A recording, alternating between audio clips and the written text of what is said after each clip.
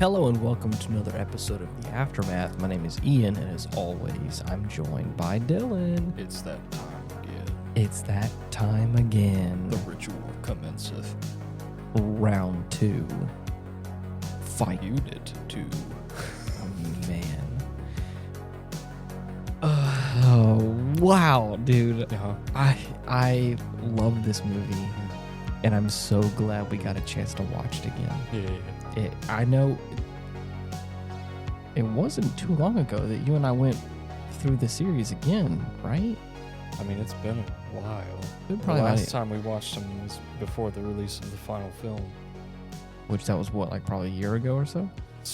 Maybe. A year or two. All right. Whoa, man. If it's 2, whoa, buddy. If it's 2, that shit's gonna hurt. Yeah, it is. Hold on. Let's see. Oh, no. No. Leave it up to We'll just leave it to our imagination. I don't need to feel old, please. The thing is, I know that for those of you at home, we're talking about the rebuild series of the Evangelion movies. Mm-hmm. And the U.S. release of Evangelion took forever for it to come out, because it was supposed to come out June of what, 2020 I think or so, 2019 yeah. It was like or June something. 6th. It was in, but it released in U.S. like a year later, almost. Fucking bullshit. Yeah, so it actually did. It released in March of 2021, so it has indeed been 2 years. Fuck! Which is... just end the episode. I can't talk about it anymore. Anyways, well, I mean, if it helps you out, I'm pretty sure the U.S. release date of this movie was 2011 for the second one that we just watched. That's worse. I know. But no, you want to know something worse? Is that it was released in Japan in 2009, I think. Oh my fucking Christ. Yeah. Stop. It took it took forever for it to come out. Anyways, what I want to say about this film, man, What do you want to say? Come on. I just am speechless. I love this movie for numerous reasons. Uh-huh. I feel like there may be some people that don't like it, and that's okay. You're allowed to not like certain things. Yeah.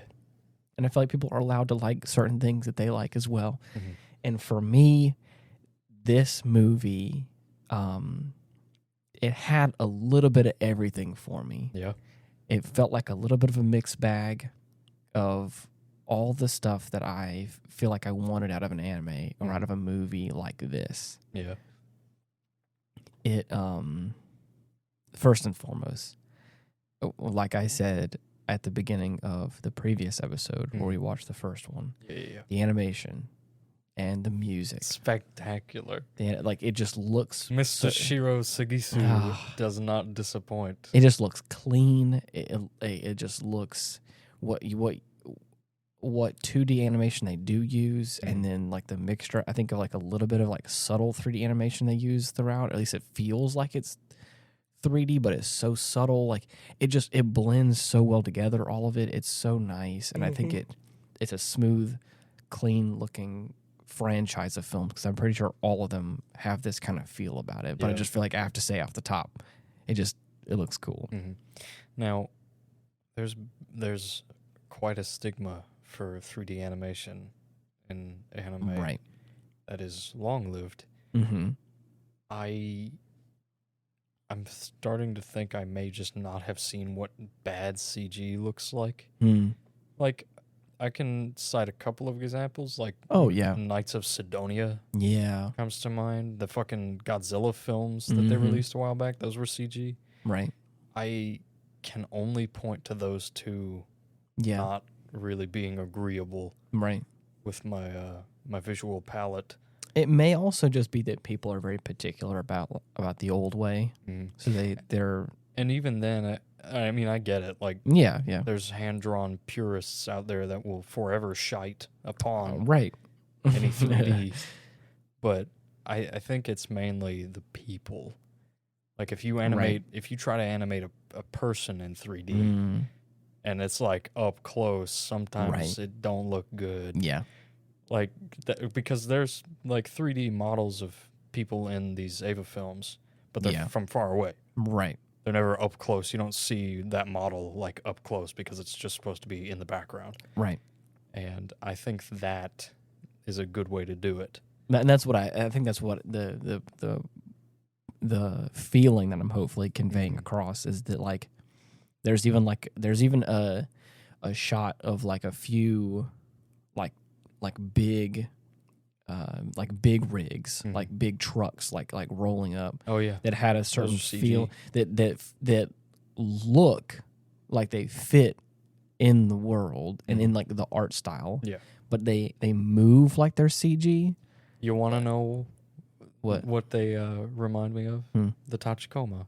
Exactly, precisely. If you put a 3D model in a 2D space, but give it the 2D shading, it's going to translate a lot better. Right. And it looks good. I think that's all I'm saying is that it looks good and it all feels cohesive. Yeah. What discrepancies I could maybe point out in the art style isn't a bad thing. Nah. Like they go together really well. But more importantly, every facet of this movie has really wonderful sound and music. There are so many great tracks. I can name them, dude. The first one that comes to mind, we're not even like a handful of minutes into this film, and Unit 2 shows up. Yeah. And we get this sweeping, bombastic. I'm talking about it is the most superhero-esque, superhero vibe track. I mean, it's the Red Ambassador. Exactly, and it just feels so like the classic Superman. Yeah. You're right, fitting is the right adjective for that. Yeah. Is there's just these wonderful trumpets and the dun dun dun dun dun dun dun, and you're like, oh man, it just feels like an anthem, and it's super cool. Oh yeah, and that's like the first. Lest we forget, in the next film, the actual track called the anthem. Oh really? Yeah, dude, it's one of my favorites. Once I hear it, I probably know exactly what you're talking about. I don't know the track names. Probably listen to a couple after this. Probably so. The final decision we all must make. What's that? That's one of the... as well as the track? One of the first tracks I showed you. Okay. Well, anyways, it's just such a good soundtrack for this film. Oh, yeah. Especially all the eerie tones. Dude, Marking Time, Waiting for Death is one of my favorite tracks from the original series. Yeah. And holy shit. Because of what we're dealing with like these robots that are also quote unquote right. For those of you who haven't listened, we go over the first film. We kind of go into the details about like what this is, what the franchise is, what all these Eva units are. Anybody who's listened to the podcast long enough will know what an Eva unit is. Exactly. So if you don't, that's right. We're singling you out, one guy. Yeah, that one person listening. It's me. But so if we're going to be saying terms that you don't fully understand, please listen back to the previous episode. Shut your mouth and get out. I wasn't going to say that, but anyways. That's what I'm here for. I say the mean things. Exactly. Good cop, bad cop kind of thing. Right. Bad cop, worse cop. So anyways, dealing with these like pseudo biomechanical beings. Creatures, beasts, alien creature vibes that are like also machine in a way. A very minor bit, may I say. Machine layered. Yeah, right. The music conveys this uneasiness because it's also supposed to feel pseudo-religious in a way. So it has this feeling of like we're also talking about the terms angels, and there's a lot of references to Bible standard stuff. fare. There's a lot of Bible references, like and I was so confused when watching this the first time through because I'm like, man, we're talking about some like deep cut Christianity stuff here. It's like, why the fuck? I remember you asked me, it's like, so what's the deal with that? And I'm like, oh, they just thought it looked cool. Right. And that's it. Yeah. It just, like, it's hard to describe. It is an anime. Mm-hmm. It is post-apocalyptic in an interesting way. It is a mecha anime. Science fiction. And like pseudo religious in iconography and in terminology, but no real surface level. Yeah. So it's interesting that's kind of the backdrop for what's going on. Especially for someone who was kind of like raised in like a religious space in some way, it's like kind of interesting to like to hear all these terms in not a ancient biblical sense, the Bible, right? But anyways, so the music conveys this strange uneasiness because of the fact that it has like this choir operatic quality throughout certain tracks. Sigisa's choir. Yeah. And they're a little atonal, so they're not, I'm not going to say they're out of key or they're not singing properly. They are, but it's just not the conventional method of like how I think Western society listens to music in a lot of ways. So it feels off from like my more contemporary, I guess, or again Western viewing of music. It's different. It feels different because again, like the chords and the notes you're hitting just gives it this kind of like this tension. Yeah. A lot of music terms, whatever, it's good stuff. It's good stuff. It feels good. It sells the atmosphere. And it makes me feel a little... sets the tone. Exactly. And the tone is sadness. For all those at home. Horror. For all those who didn't know what emotion you're dialing into, just go straight past sadness to loneliness, and then you're set it right there for this episode. Solitude. Yeah. So, what's your favorite part? As I have said numerous times, and I feel like I will probably repeat this. You got that sequelitis. I got the sequelitis disease. It's not. I mean, I don't want to glorify it, but it is something that I have recognized. It is one of them. I like the first one a lot. And I think the reason why I like the second one, watching it again recently, now being conscious of the fact that I remember enjoying this movie, and I enjoy other sequels a lot for reasons that I kind of came up with.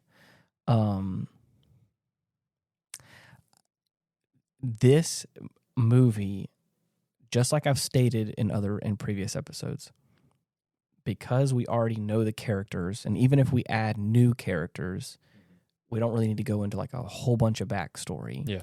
It's not like necessary to feel like we have to like trudge up like fresh ground because it does what a sequel is to do. Exactly. The same story, but more. And we can push through to this like new version of the story. But I like that the method in which this film helps make it feel new is because as we add a couple of new mainline characters in there with the regular team of people. So much new stuff.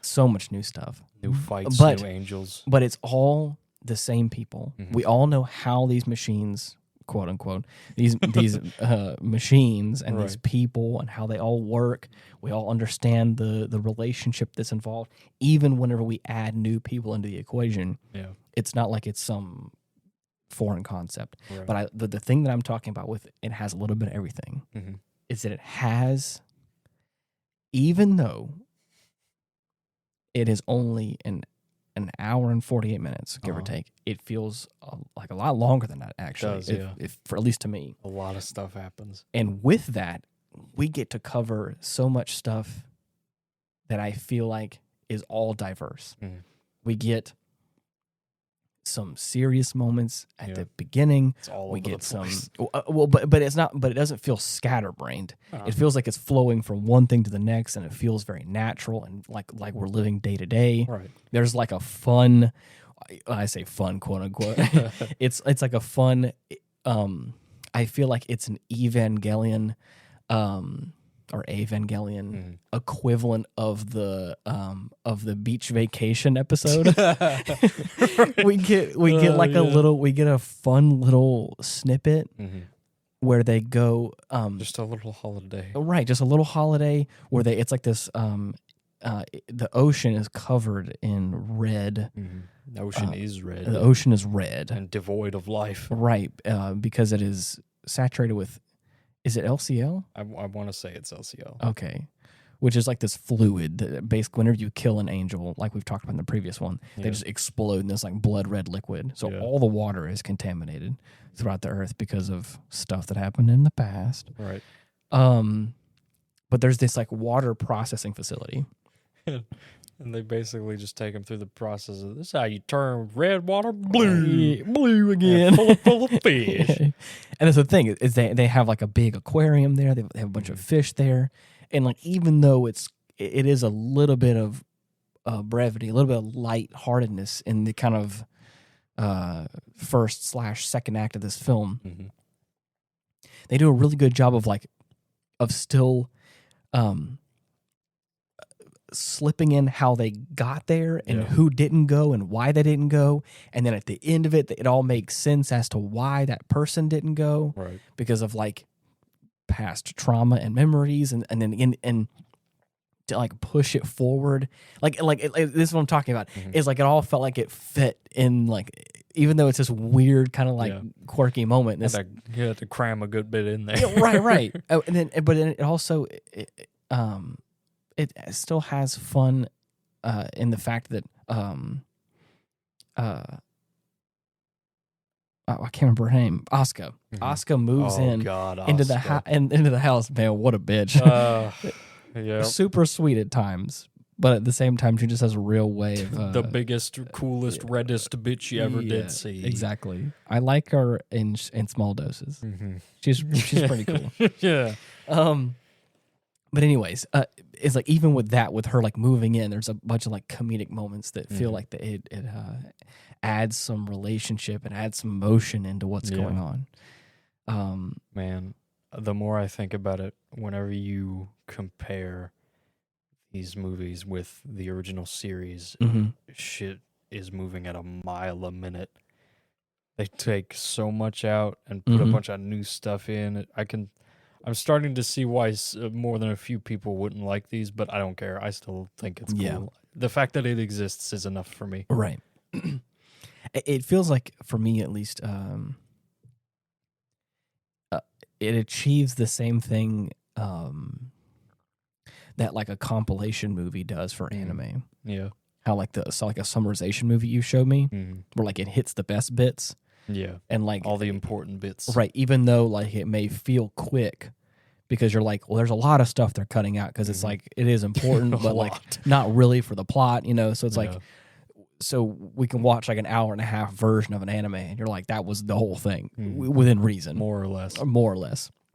And again, you can watch the series for what it is, and it still exists, and you can have fun with what it is. Yeah. Now, obviously, I know that there's a bit of some story changes. I own it all. Exactly. Except for that final fucking movie, because I don't think there's been a localized Blu-ray release yet. Which one? The end of Evangelion? No, the final one. The final one? Thrice Upon a Time. Oh, I forgot about that, yeah. Yeah. So anyways, I know that there's like a story delineation that happens with the rebuild films. Like you said, I still like them. I still think it's fun. Yeah. Yes, they take their own liberties, but it's okay. Right. I think for this movie, I don't feel like it was being rushed too much.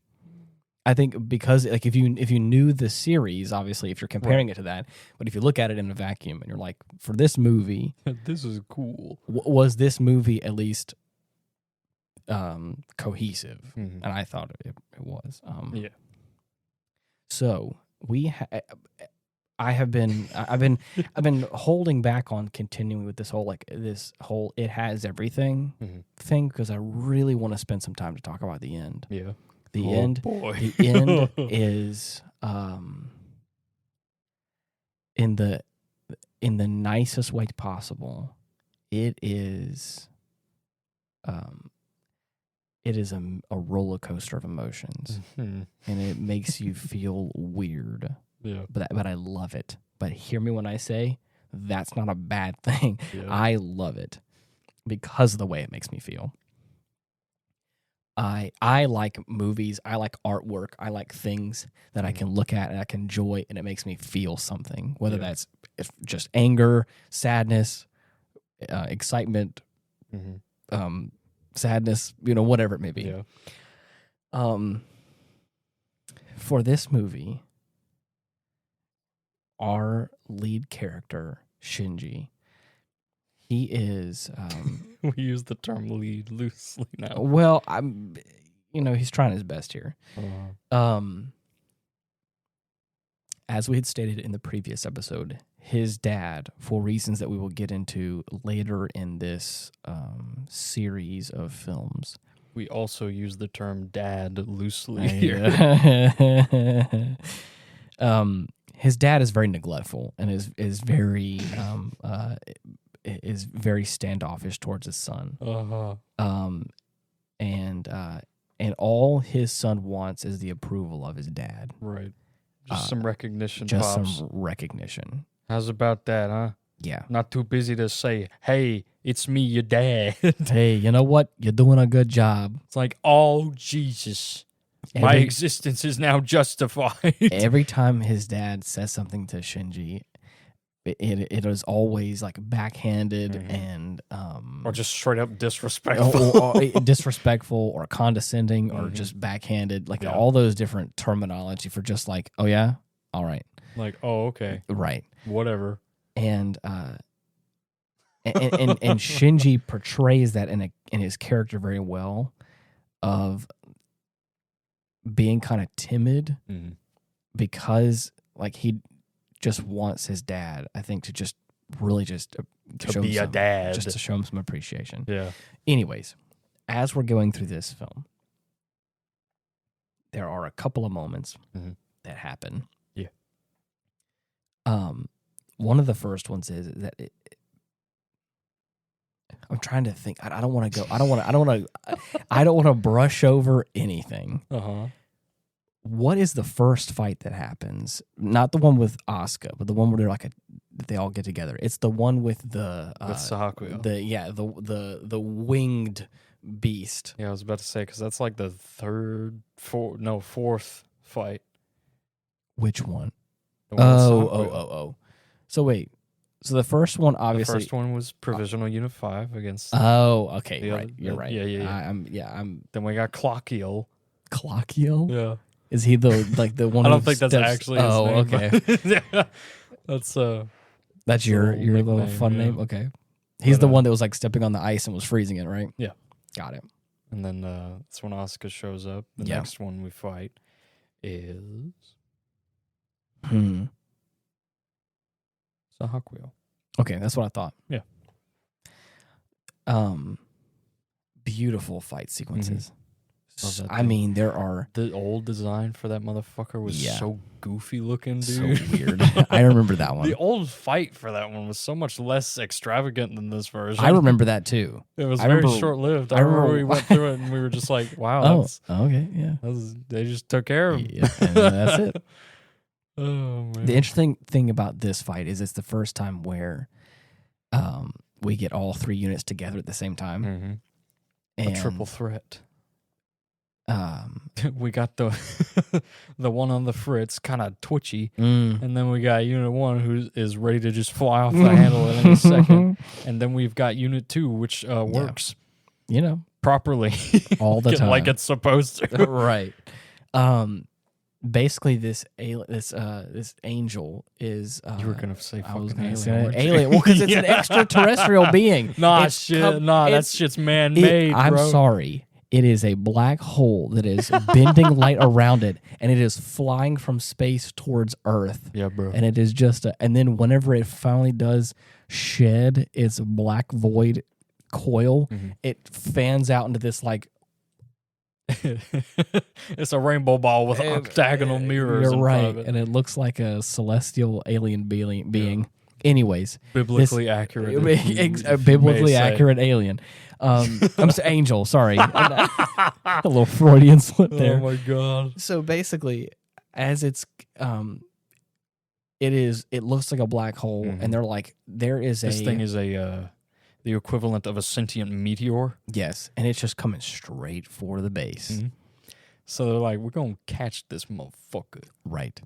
And and of course, all the people that are intelligent are like, excuse me? Fucking no? I'm pretty sure the supercomputer just processed it all out and said there's a 99% failure rate. It's gonna be a no, right, bro. And then of course the colonel is like, whatever, let's do it anyway. You know what? That's kind of my job. Is to guts and hard work. You know what I'm saying? It's to kind of like make this happen. Yeah, pierce the heavens. Exactly. Either we send out all we have at it and die, or we don't and die anyway. Exactly. Or we sit here with our tails between our legs and just watch us all die anyways. Go quietly. And I'm sorry, like a bitch. But my job is to do the former. Yeah. So, anyways, supposed to do the opposite of die. Until it's my time and of natural causes. So she has a really smart idea to put. Smart. I mean, it worked. Given the circumstances. We'll say it was a smart idea. I mean, hey, she triangulated the 3 units, or like go at 3 different starting points. On the perimeter of the area in which it can strike. I'm going to put you guys in 3 different locations. So that way, wherever it may land, at least one of you guys is going to be there to do something about it. And the other 2 either are going to come up shortly. Exactly. And at that point, it's like, you know what? I don't got a better idea. Right. It's like, okay, yeah, sure. Right. Chips are down. This thing, like we said, sheds its void cloak, and of course it is just this being, and it's coming more towards Shinji's side, and straight for Nerve HQ. Right, he ends up until it adjusts direction. Man, there are just some visceral moments in this show, and I feel like this is one of the starting ones where it's like, he holds his hand out to push back this force field, this AT field. Yeah. And as he does, the real visage of this being comes out. The torso and just like fans out his arms. He sees the Ava's hands outstretched. It's like, oh, okay, yeah, let's hold hands. Hell yeah. It's just... He just gives it a good little, like a vice grip. Yeah. You ever been in middle school and you have the bully or whatever? Yeah, test of strength. Yeah. Well, curl your hands back. Or whatever. Yeah. Very similar thing. They lock fingers and they just start pushing. Yeah. But the angel puts a spin on this classic test of strength with it can't be that easy. Skewer arms. Yeah. And he skewers his arms. Skewers his hands. Yeah. Like a real crucifixion, just right there through the palms of his hands, and of course, and he's like pushing straight through the forearms, out the elbows, and he's pushing hard. Oh, and I was like, dude, it gets you hear shit snapping, you hear like splatters. I mean, you hear crunching, you're munching, and you're like, holy shit, I don't feel good about this. Yeah, and that shit hurted. And I mean, in Shinji's credit, he is. Understandably in pain, but at the same time, he's holding the fort down. He's toughing through it. And I'm like, hey, for the person in the first movie who was kind of like, fumbling, or kind of going back and forth, you're really standing up. All this motherfucker is like, you ain't shit. I don't after Ramiel, bro. I can handle anything, bruh. After having my entire life flash before my eyes, I almost died. Yeah. I was sitting there with just the unbridled power of the sun blasting into my chest. Oh yeah. I was feeling my skin melt. I'm fine right now. Right. A little bit of hand pain, a little bit of arthritis. I'm good. Yeah. So needless to say, of course, he's like shouting, at his teammates justifiably. Like, where the fuck are you? And then Asuka ends up showing up and running up with the knives. Right. Doing her best. Gets through the AT field, no issue, but can't quite hit the core because it is pulling an epilepsy and just skirting around the torso. It is rapidly changing its position around this circular ring.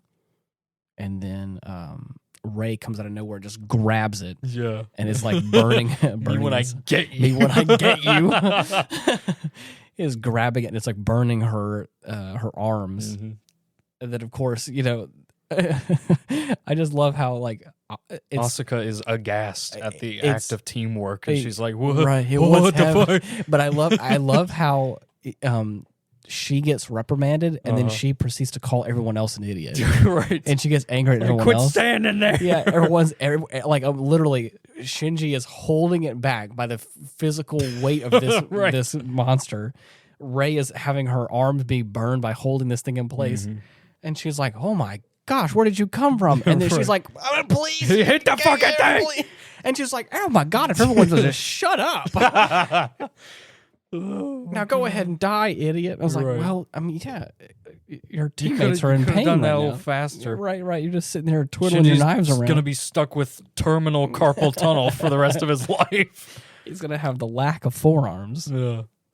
Tunnels where his arms would have been. Yeah, right. And then, of course, after it's all said and done, it's a beautiful show at the end. It's a weird. There's a bunch of weird sounds that happen whenever it recoils as if like dying like a spider would. Right. It like the wings fall down and gently caress the earth. Yeah. But then like there's these like I don't know what you want to call them. They almost look like little people almost on all like these little like frills on the edge of these wings. Yeah. And they all like stand up and like curl in, and it all goes like yeah. And then it just explodes. Yeah, the blood flood. Yeah, the blood flood. Right. Ew. Mm-hmm. So I was kind of painting this picture because this was a job well done on all parties involved. Shinji's dad hops in the intercom, and it's like, "Great job, son. Great job, son. You did a good job." Yeah, and that's it. Oh, and that's all he needed. That's all he needed. Yep. And at that point, he was like, thank you, sir. Wow. Yeah, right. I that's great. And I used to this. Right. And that it's all these little things that build up to some pretty big decisions by the end of this film. Yeah. I think personally. Man. So with that being said, with this kind of this newfound hope and belief in what's going on, yeah. There's a lot of great moments that happen after this. Yeah. But like, there's one thing in particular that there's like a few lines of dialogue that really help sell it for me, and it's whenever Asuka's feeling alone. Yeah. And she goes and like lays in Shinji's bed with him for a second. And he asks her like, why the fuck do you keep getting in that thing? Why do you keep doing it? And she just says, because I want to. Right. And he's like, he's dumbfounded. Every experience he's had with these things has been horrific. In his defense, he's been mutilated. He received no training. No like preemptive training before his first like foray. Right. And has been, in so many words, horrifically mutilated. Yeah. In every encounter. I don't think he's gotten in an Ava without getting hurt. Without getting horrendously hurt. Yeah. And so I don't blame him for being like, why do you want to do this? Yeah. I want to say, please help me paint a picture here. I want to say that 75% of my missions I end up almost die. I end up waking up from a coma in a hospital. Yeah. I've become very well acquainted with the hospital ceiling. Right. I think at least a handful of my experiences, I give it a good out of the hospital bed. Yeah. I don't like that. So anyways, but this is why I feel like I have this love-hate relation. I don't want to say love-hate. It's mostly love, and it's a little bit of like, you're still a teenage boy, so you frustrate me. Love frustration relationship is little shit meters going off the charts, bro. It's this moment right here. He's so self-aware, or at least again, this is all written. I understand that he's so self-aware that he's sitting there and he's like, you know what I think it is? I think it's the fact that I just am longing for my dad's approval, and today was proof of that. Yeah. I don't get that very often. I'm in a good mood. And he's like, that's all I needed. I could get used to this a little bit. Yeah.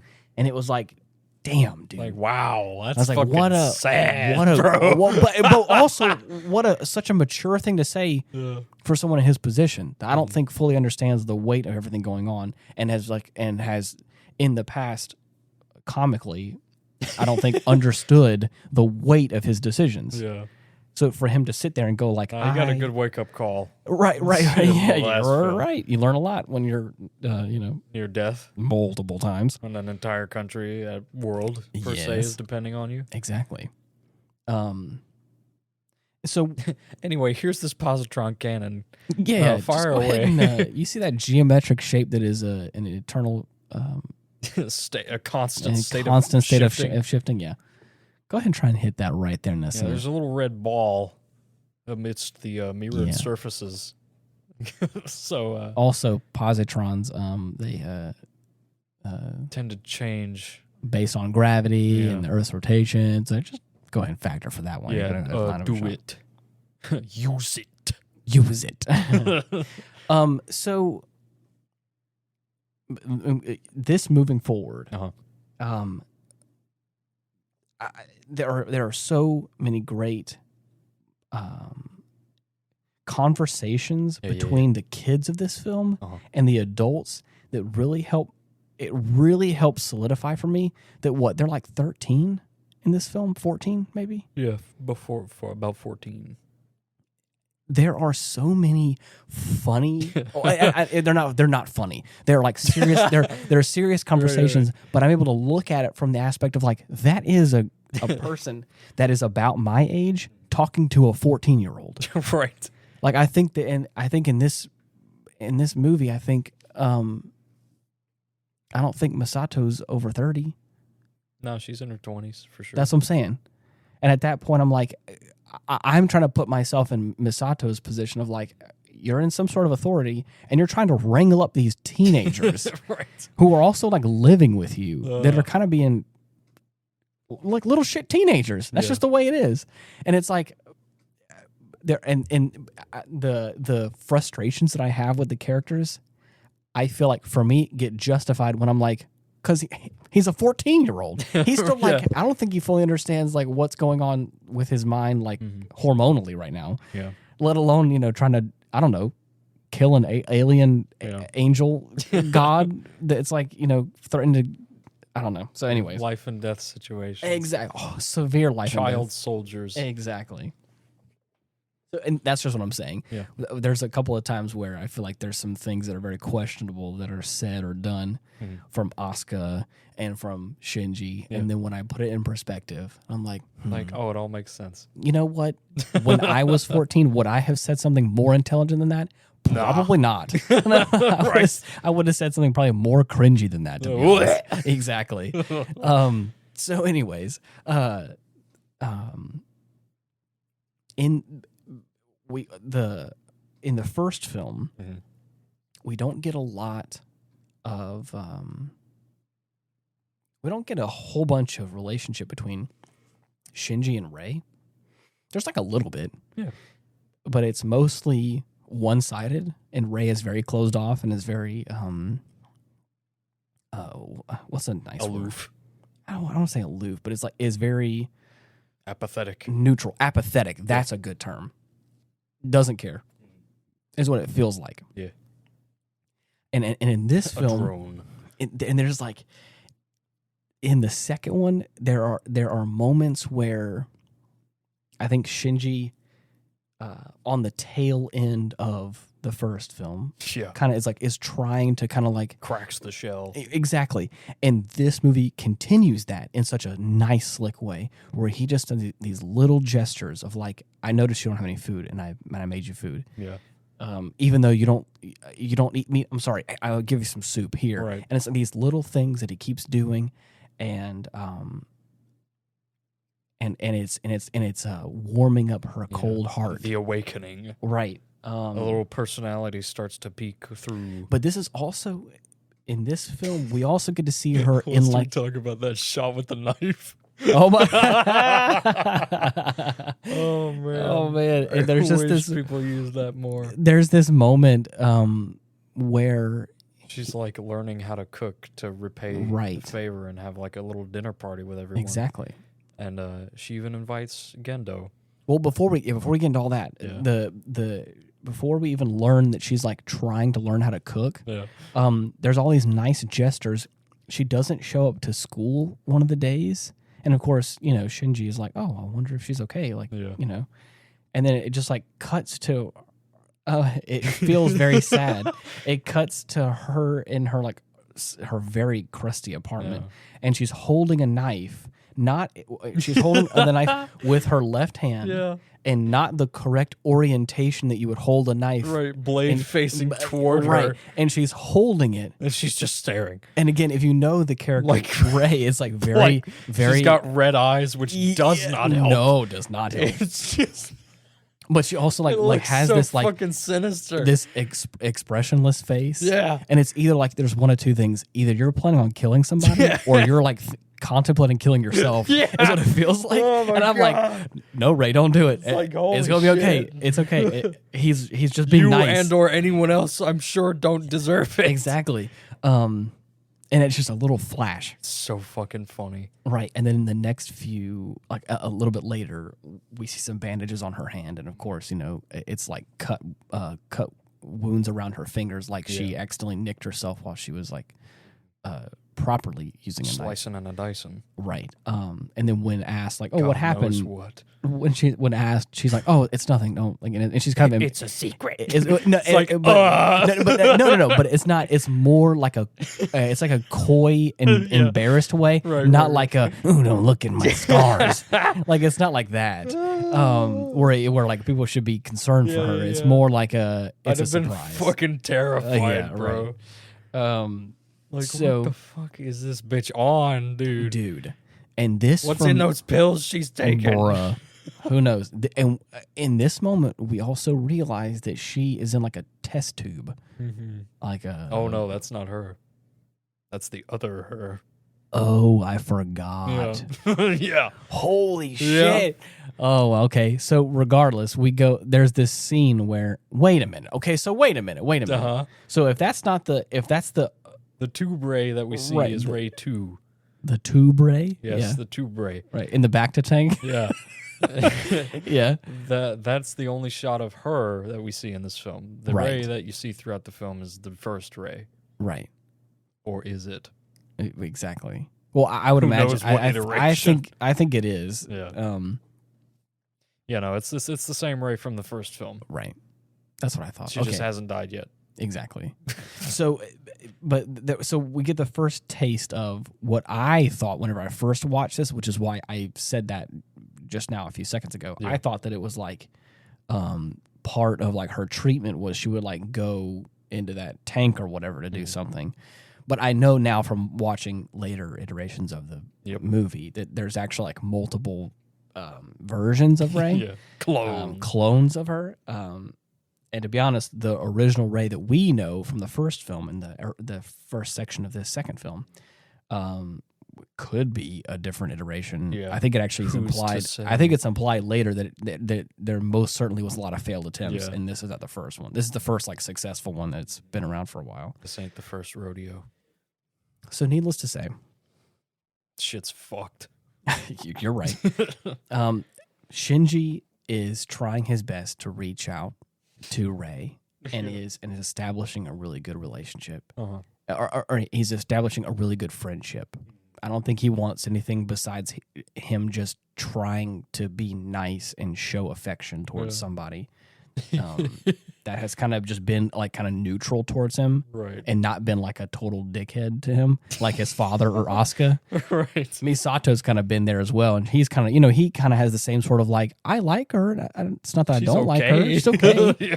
And it's like, and I think he does kind of care about her in some way, but you know. Yeah, he cares. Exactly. And that's what I'm saying. And I feel like Ray's the same way. Ray is kind of very monotone, very blunt, apathetic. She's getting there. Exactly. And that's what I'm saying. Is like, he is like, he's doing a little extra. Yeah. And I'm saying all that to say that Ray is now, like we had talked about him a few minutes ago, is like softening up a little bit around him. And is like, you know what? There's a change in demeanor. I've never actually given thanks to anybody. Yeah. Not even Gendo. Mm-hmm. Shinji's dad. Motherfucker saved my life. Right. And I feel a certain way, a certain level of happiness when I'm around him because he's a nice person and because I enjoy his presence and all that kind of stuff. And so she's like, you know what? I'm gonna go ahead and make a dinner.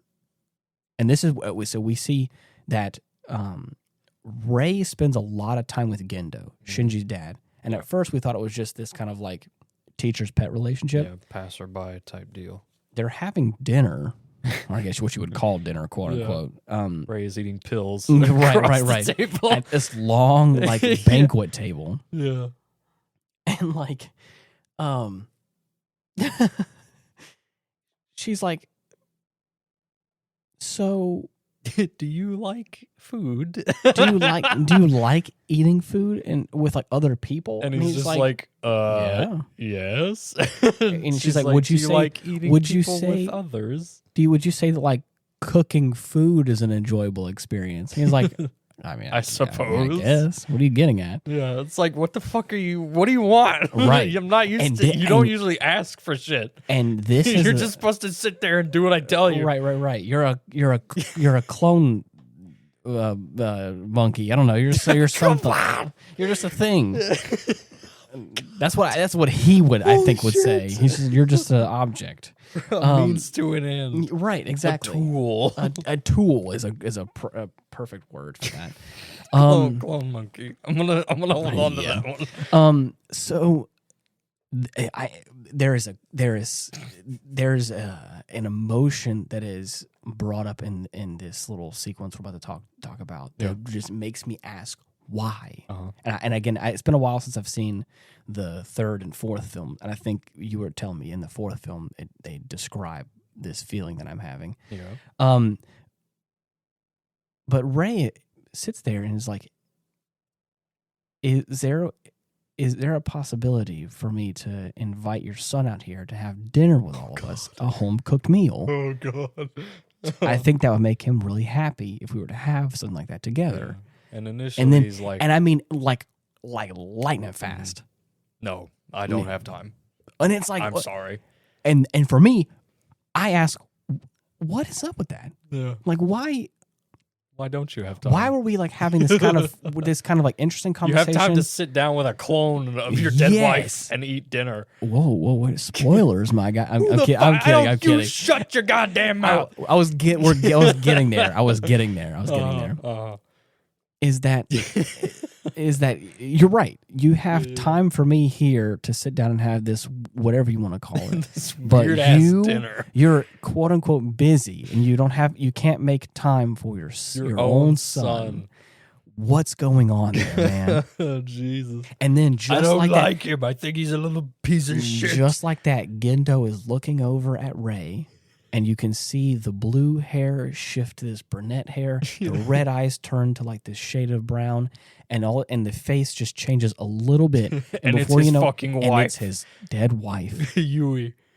And he's like, and all she says is, "Take care of Shinji." Take care of Shinji. And I'm like, oh, it's like, fuck, damn. And it's like, and then at that point, I think I'm realizing that there is something else at play here, something bigger than He's Shinji. Insane. He's crazy. I don't think I fully understand. He has cloned his wife, and has, in some capacity, has her be hallucinations. A tool. Yeah. Anyways, so. Oh my God.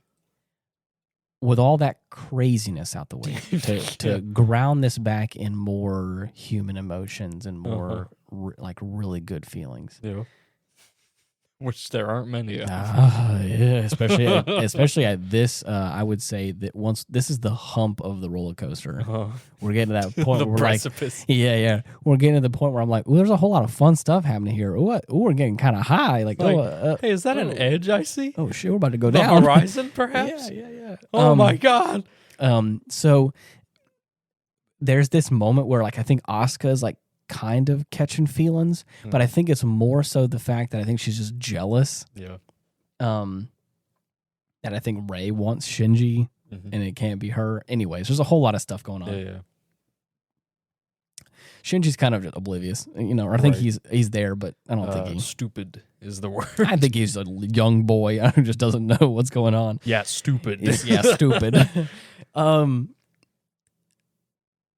So they end up passing out all these invitations. Asuka's trying to learn how to cook, and she's like doing it for him, and it's kind of quirky and fun. Puts everybody's names on the letters until she gets to Asuka. It just says to the pilot of Unit 2. There you go. Like, damn, you got a title. Jeez. Right. So that's like saying to the guy that works at the Starbucks across the street. Right. To the guy that works at the Walmart. Yeah. Yeah. To my bank teller. To the friend of my other friend. So it is a lovely gesture that she's doing. Yeah. And it's like just wants to have a nice little dinner party. And then Shinji is like kind of excited about it, and then he says, I wish my dad would come. I wish my dad would come.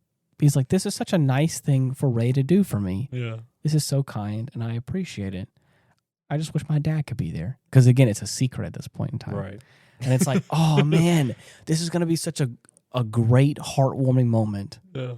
Even if his dad so good. Even if his dad is like a little shitty, like at least he showed up. At least he showed up. Actually showed up. At least he showed up and sat down for a meal with his son and his clone wife. Co-workers. Yeah. So there's this build-up for what you believe is gonna happen. Yeah. And all while this is going on in like the background, like the B-side story. Yeah. Is what is the unit number? Is it 3? Units 3 and 4. Unit 3. Wait. Which one's being shipped in? Unit 3. Unit 3. 4 fucking explodes. 4 explodes. We get takes a chunk out of North America. We get a nice like space shot of Earth, and all of a sudden you just see, and it's just this red circle, and you're like, yeah, that never happened. When that happens, nothing good happens. Nope. And apparently Unit 4 just explodes. Yep. Which is like, all right. That's cool. Cool, I guess. So they're taking Unit 3 and bringing it over to Japan. They're like, here, take this shit. We don't want it. Right. So they lock up Unit 2, the one that works. Right. Don't know why. Instead of Unit 0. The only one that works. Yeah. Well, I think that's Gendo's choice. Gendo didn't put away Unit 0 because he still has Rei, and he still likes Rei, and of course, whatever.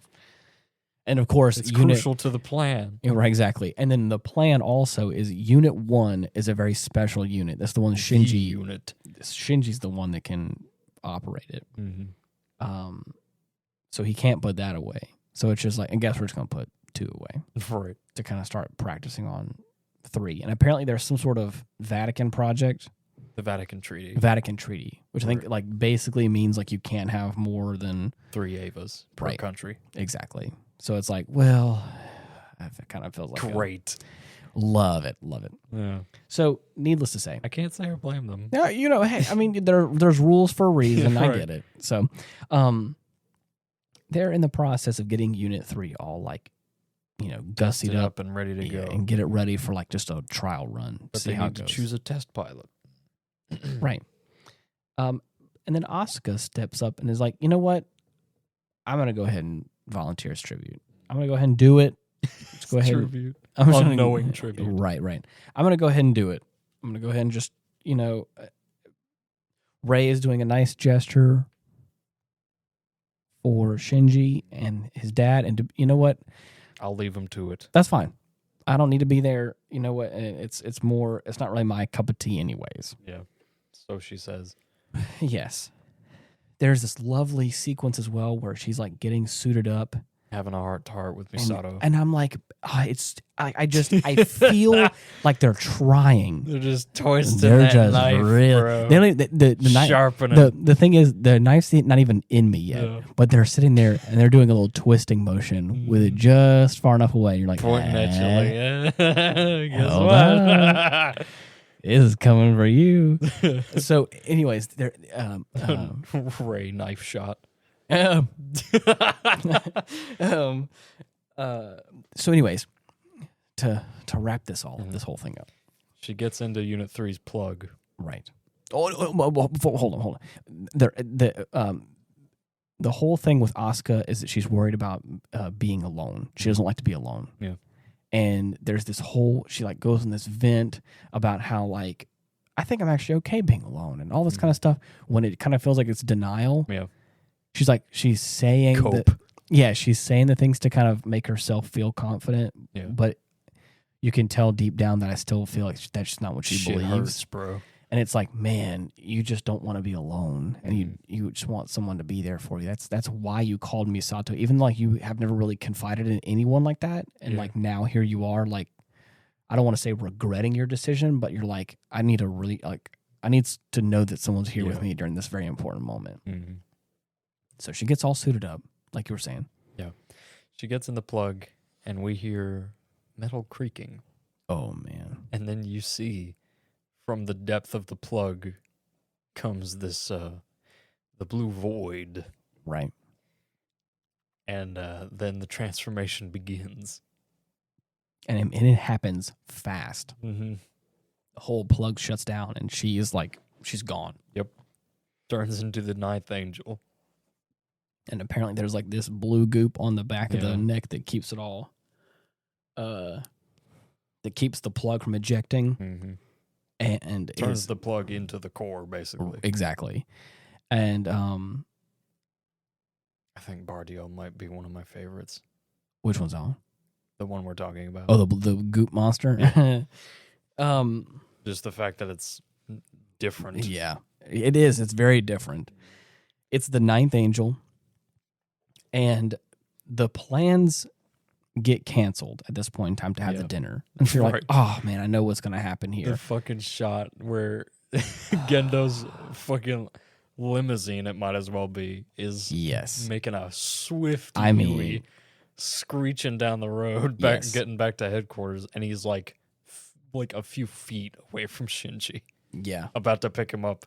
Right. I can only imagine, like, hello, son, we're going to a dinner party, and you're invited. Right. But, Dad, you've got it backwards. I don't understand. You were invited. No, this is my dinner party. Everything's mine. This was my idea. So Shinji gets suited up in his Eva.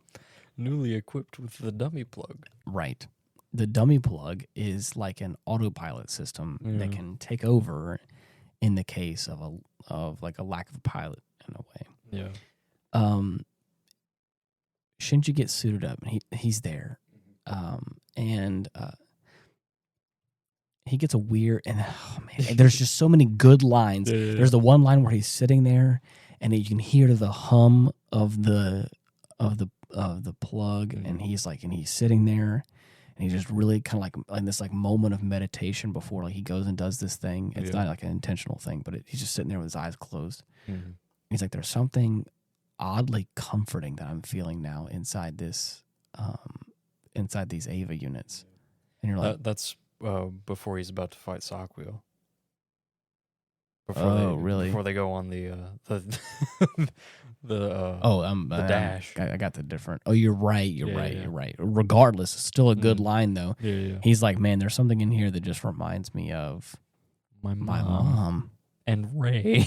Right. And you're like, my God. Holy shit. Isn't like the soul of Shinji's mom in Unit 1? Unit 1 is Shinji's mom for all intents and purposes. That's what I thought. Her soul is in Unit 1's core. Okay, that's what I thought. So there you go. Which is the reason he's got such a good sync rate. Exactly. So at that point, you're like, ooh, okay. Yeah, okay. Wow. No one in the movie at this point in time should know that. For those of you who do know that, yikes. Super fucked up. So anyways, sorry, I was mixing up moments. Doesn't matter. He's still in this moment, and they're like, Gendo's like getting him ready to do this thing. The ninth angel has appeared to get ready to attack. And he's like, that's an AV unit. Like, no, it's not. It's that's an your angel. Enemy. Attack. That's your next thing. And he's like, but isn't Asuka supposed to be? No. He's like, no. She's not in there. Don't For all worry. intents and purposes, that is the next alien. Go hog wild, kid. Kill it.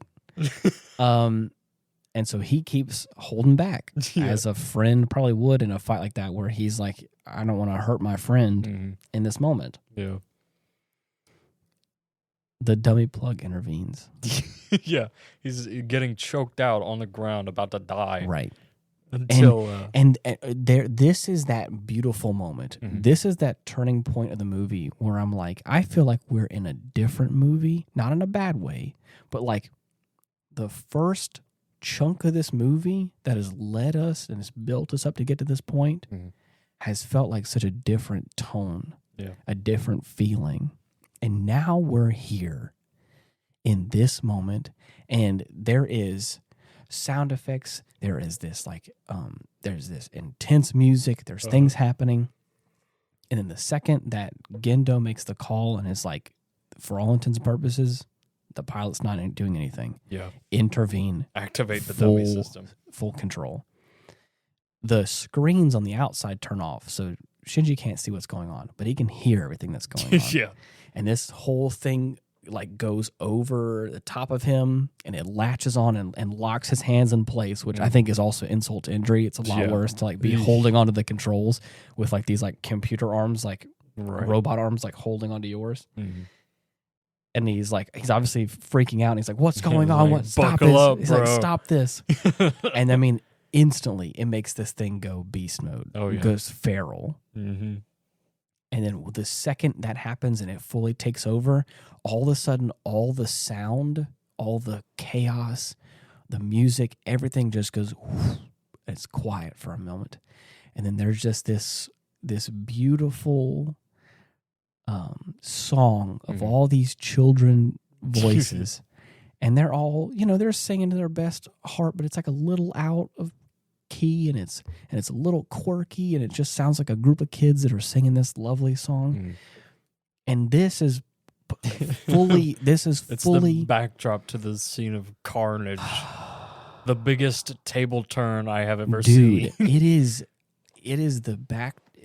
This song is playing during the most heinous display of violence, display of gore, and just, I mean, viscera that I have seen in an anime in a pretty good amount of time. I'm like, holy shit. There's in this Unit 1 is like, ain't nothing to fuck with. Unit 1 feels even more feral than it did in the first film whenever it went like fully no restraints or whatever. And it's tearing off its arm at one point in time, like as it's like tearing into stuff and like ripping or whatever, it just like gives it a good right hook and makes the head explode. And I'm like, oh my, what? Holy shit. It's crazy. It's tearing it apart. And the whole time you're like, Asuka's in there and I have no idea what's going to happen. She's feeling it all, bro. You're right. And needless to say, he ends up pulling out the plug with the alien. It's like this blue goop around it. And Unit 1 has it in its mouth. And of course, Shinji's like, wait, what's going on? Like, I know what's happening. Like, I hear what's happening. Thing's tasty. I don't know what's happening. And then, of course, it bites down. Oh, yeah. And that's it. You hear a scream from the inside, and you're like, holy shit, dude. She's fucking dead, bro. Yeah. And to make matters worse, you're sitting there with the hands on the controls with this robot holding you in place. And there's nothing else you can do. Nope. So hard. Like any good friend would do in a moment like that. He starts to rebel. Mm-hmm. He goes down. He somehow marches right up to Nerve HQ. He's standing on the pyramid like a freaking boss, just like sitting there like a criminal, right? That has all the spotlights on him, and he's like, "Ain't Why? No way! Why the fuck? How dare you yeah. betray my trust like that?" Uh-huh. And then, of course, they end up like shutting down the system on him, and he falls out. Yeah. But I don't blame him. He gets out and he's like, I'll never get inside that again. Mm-hmm. In the first film, the couple times he said it, it's like, okay, like you can understandable. You have that choice. You have been hurt, you've been maimed, you've been traumatized, and you're saying you don't want to go back into it. That's justifiable. And for you to have some, but if you do, well, exactly, we're all screwed. Don't forget, you have a whole country that backs you up, and you got Misato that encourages you, and I can understand going back into that. Just listen to the Orpal I heard lately. Right. In this moment, this wasn't some young boy that was like, I can't do this anymore. Right. That was not that. Yeah. This was Shinji. You almost made me kill one of my friends. Yeah. And he's sitting there. And he's sitting there with these multi-tiered handcuffs on, and his dad is sitting there. Cuffs. His dad is sitting there across the way at his big executive desk, and is like, insubordination, threats to the safety of Nerve HQ, treason. Like those are some pretty lofty claims. What did you say for yourself? And he's like, I will never get inside that unit ever again. Yeah. And it's like, oh, then shit. Leave. And of course, Shinji says nothing, cold-hearted, turns around, walks away. And of course, like I think he stops. Yeah, Gendo's like, oh, running away again, huh? And I was like, you bastard. You sick and twisted little bastard, sitting there like, oh, you're going to run away? It's like, yes, I am. Yeah, and this is the moment where I was like, this is where like I think my adulthood comes out, and I know that Shinji probably wouldn't do this, but I would sit there and go, yes, I am. I'm running away from this bullshit ass excuse of a father-son relationship that we have here. I'm not gonna have this right now. I'm not gonna have you take over for me whenever I can't kill my friend. All right, bro, world's doomed. See you later. Right, exactly. Right. So at that point, he walks out, and of course, Shinji has this touching conversation with Misato for a moment where she's like desperately trying to like reach out to him, and he is just too far gone. Yeah. Understandably, too far gone. Walks out, and then of course there's another alien attack. Or I'm sorry, another angel attack. I'm having a real bad time with the alien angel. Yeah, because both starts with an A. Right. There's another angel attack, and this one is a doozy. And I'm not gonna lie, I love the look of the 10th angel. Yeah, dude. I think it's super cool. It's beautiful. So, at this point in time, the Unit 1 pilot's gone. AWOL. Yep. Unit 2 is still in stasis or whatever. Unit 0 is still recovering. Going under repair. Well, Unit 3 is gone. Yeah. I mean, dead. Literally bits and pieces on the ground. Uh-huh. A pile of gore. Right, yeah. There's this moment when there are some amazing shots of the 10th angel. I mean, just like blasting through these guys. Yeah. And it just shows the power of some of these things. I believe its name is Zero.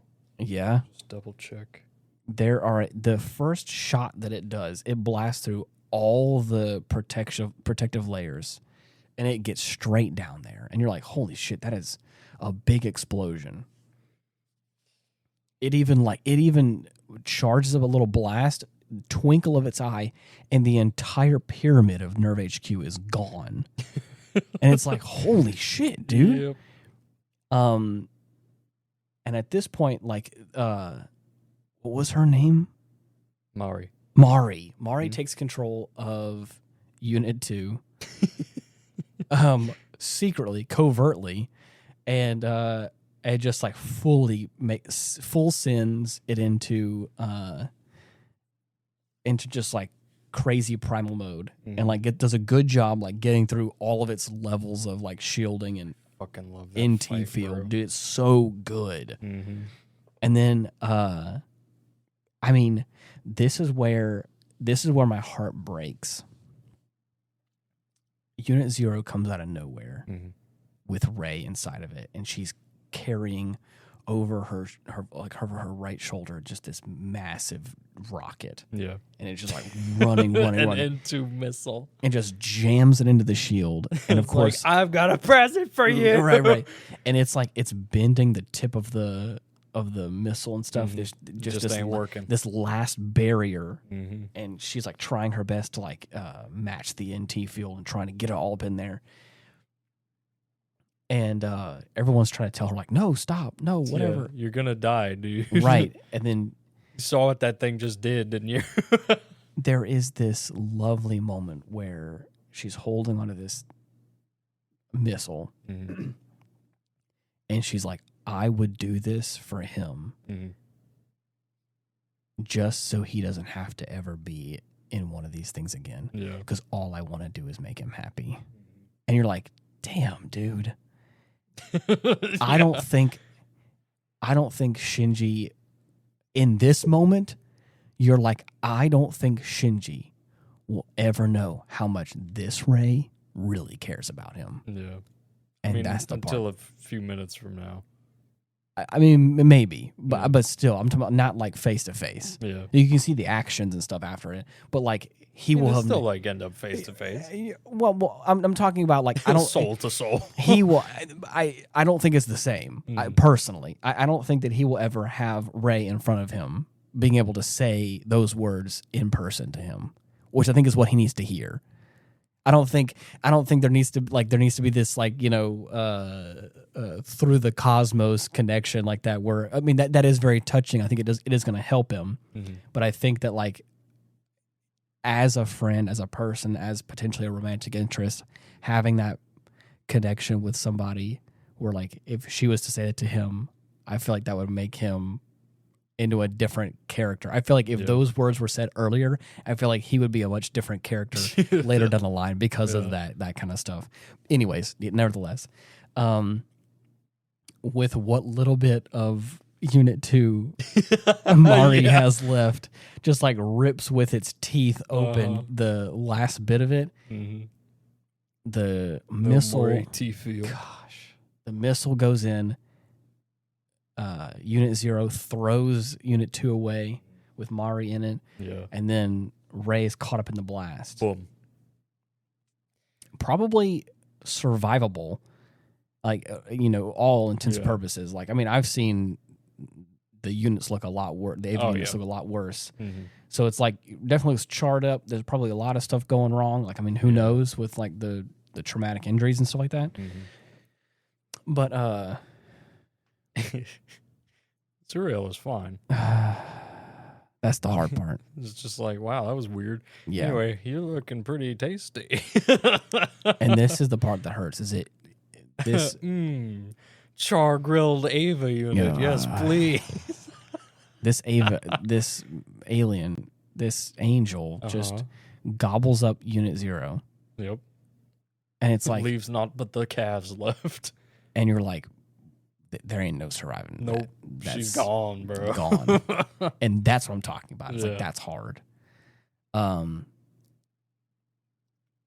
Mari goes and blasts a hole into the wall and like, finds Shinji. What the fuck are you doing in here, you dipshit? You chose a really good time to sit on your ass, buddy. Yeah. Get the fuck out there and save the planet like you're supposed to. Just really me when I get you moment. Just grabs him. Like, come here. His eyes adjust to like the brightness of like the outside world of what's going on. And then he's like, oh shit. Like, this is bad. You step away for 1 minute. Yep. And the world starts going to shit. Right. He ends up jumping down, running, and trying to get into Unit Unit 1. He's like, oh, shit. Yep. I done fucked up now. Yep. And then, of course, like he ends up getting there, and he's like, let me pilot Unit 1. And his dad's like, he's like, what are you doing here? He's like, shut your mouth. Father, it is Shinji, the pilot of Unit 1. Yeah. And it's like, well, there you go. Okay. Magic words. Let him use it. Right. He ends up blasting to the wall, punching that dude right in the face. Super good. Barred, I mean, bro. And I love the level of communication that him and Misato have at that point, where he pushes this thing up against the wall. He has been screaming his head off since he got in there. Right. And as soon as he gets it up to the elevator, he's just like, Misato! He just fucking... release the thing! They release it, of course, like the... gets the elevator going. There's like these like super express like elevators that just shoot the AV units right up to the surface. And that's what they do, is that like she has the person smash that button, him and the alien are shot up to like the upper level of the geofront. You'll get it one day. What? You keep calling them aliens. That's an alien to me. That's all it is. So basically, they have another whole fight sequence, and there is a moment where you feel like all hope is lost, and Shinji gets his ass fucking reamed, bro. He runs out of battery, and of course he puts up a good fight at the start. Does. He does. Effectively stun locks the thing. You're right. It's just lying there, not doing anything. Right. Anyways, basically, as soon as those iframes run out, man, he's done for. He ends up making this thing go. Go full berserk mode. Through sheer force of will. And keeps pushing it and pushing it and pushing it. And he has the angel by its core and is floating up into the sky. And you see the red rings of this ascension of this being. And you're like, oh man, this is not going to go well. Oh, you skipped over the awakening. What do you mean? After he runs out of battery, he awakens Unit 1. Oh, that's what I meant. It's he's going full primal. The angel. He grows a golden arm. It's just it's like an arm of light and power. Yeah. He sends the fucker flying. It just feels like a taste of your own medicine moment. He fires off one little blast and just the angel puts up its AT field, which up to this point has been nigh impenetrable, and it just plows right through it like it's fucking nothing. Yeah. There's a moment whenever he stands up and has his own AT field, and this thing keeps punching through it, or trying to punch through it with nothing. Gets right up close to it and tries to do his twinkle eye laser beam that at this point in time, like I said, has leveled mountains, an entire city, and whole city's gone, and it just is flashing off of this shield as just this a light show. Yeah, this godly figure stands before you. And then of course with that whole he ends up morphing these shapes into this laser that it feels very Ramiel-esque, and just blasts them away, and it's you're done, chump bro. change now. That's it. There are and in this moment it is also this kind of sad, somber kind of music, which then turns into these kind of the same kids from before are kind of singing this song. It's one of the songs from The Sound of Music. Really? Yeah. It is a beautiful song as you're watching the face of horror awaken. Yeah. There are moments that you catch the Ava's face with this mouth wide open. It's just this red maw with these piercing eyes, piercing white eyes, and it is the face of horror for me. Yeah. I see that and I'm like, that is terrifying. Yeah. If I saw that in any other context besides this movie, I'd be like, oh shit, that's scary. Right. And so it just has that face of motherfucker's awake and now, it's bro. Yeah, I mean it's awake all right. And I'm saying, there's all this catastrophe going on. You're seeing debris swirling around, and you're like, so who's gonna stop him? Right. Who's gonna slow him down? Yeah. He's able to peer into the core to try and see if he can find Rey and get her out of there. And she's of course bro, I'm dead, man. There's I can't get out of here. She's and he's just nah. And then he starts up an impact. Yeah. To retrieve her soul. He ends up like from this angel. He ends up like busting through this barrier between the realm of the living and the realm of the dead. Yeah. And he ends up reaching out, and like his skin explodes off of his body. Yeah.